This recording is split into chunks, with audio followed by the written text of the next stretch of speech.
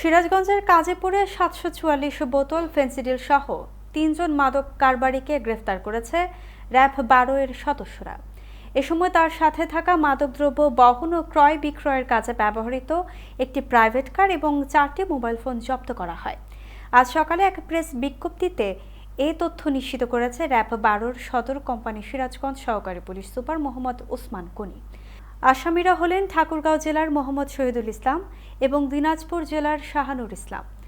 Press বিজ্ঞপ্তিতে জানানো হয়, ১৬ সেপ্টেম্বর দুপুরে সিরাজগঞ্জ জেলার সদর থানাধীন কাজীপুর হতে সিরাজগঞ্জ শহরগামী কাঠের পুল নামক ব্রিজের ওপর একটি মাদক বিরোধী অভিযান পরিচালনা করে অভিনব কায়দায় মাদক পরিবহনকালে ৭৪৪ বোতল ফেনসিডিল সহ ৩ জন মাদক কারবারিকে গ্রেফতার করতে সক্ষম হয় তারা।